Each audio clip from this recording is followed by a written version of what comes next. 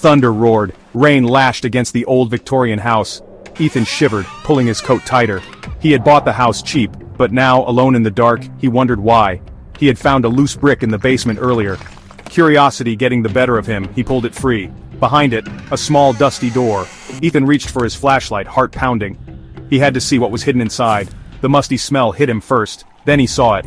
A small cramped room, filled with strange symbols drawn in what looked like blood. There was an old dusty mirror propped against the wall, its surface cloudy and dark. Ethan took a step back, suddenly uneasy. He felt a cold breath on his neck, though the air in the room was stifling. He turned quickly, but there was nothing there, just the flickering shadows cast by his flashlight. Or was there? The next day, Ethan tried to forget about the hidden room, but the symbols, the cold, and the strange feeling wouldn't leave his mind. He started hearing whispers, faint voices coming from the walls. He found handprints in the dust, small, childlike handprints. They were inside the house, on furniture he hadn't touched. They were everywhere, appearing overnight. He tried to rationalize it, rats, the wind, but deep down he knew it was something else. Something sinister was lurking in the house, watching him. One night he saw a shadow move past his doorway. He jumped, heart racing, but when he turned on the light, there was nothing there. Just the empty hallway, and the feeling of dread creeping up his spine. Ethan woke one night to a cold hand on his shoulder. He sat up with a gasp, staring into the darkness. The room was lit by a faint blue light, emanating from the old mirror he had found in the hidden room. He had brought it upstairs, unable to resist its pull. Now it seemed to be calling to him. In its reflection he saw a figure standing behind him. A young boy, his face pale and drawn, wearing clothes from another time. The boy reached out, his hand passing through Ethan's chest. Ethan recoiled, knocking the mirror to the floor.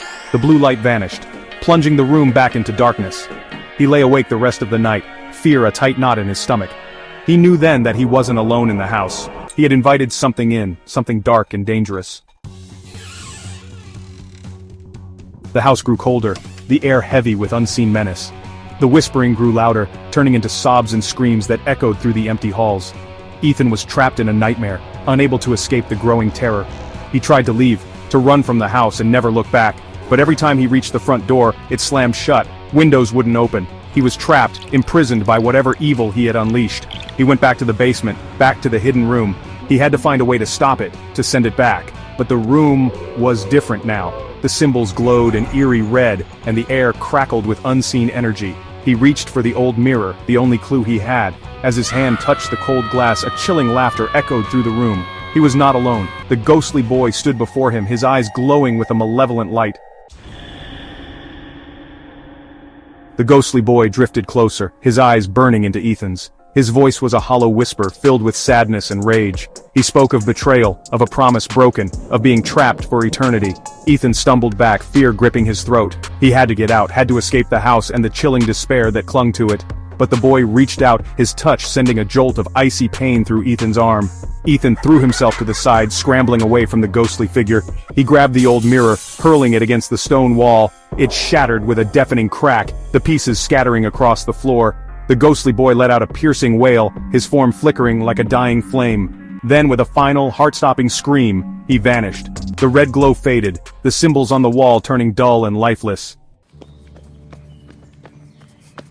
Ethan scrambled to his feet, his heart pounding. The air was lighter, the oppressive atmosphere lifted. He raced out of the hidden room, out of the house, not stopping until he was miles away. He left everything behind, the house, his belongings, the chilling memories. He tried to forget, to convince himself it was all a bad dream. But the fear lingered, a constant shadow in his mind. And then he saw it. In the reflection of a store window, a fleeting glimpse of a pale, sad face peering over his shoulder. The ghostly boy was gone, but something else had taken his place. Something darker, something attached to Ethan, something he had brought back with him from the house. He was no longer haunted by the house, but by something far more sinister. Something that would never let him go.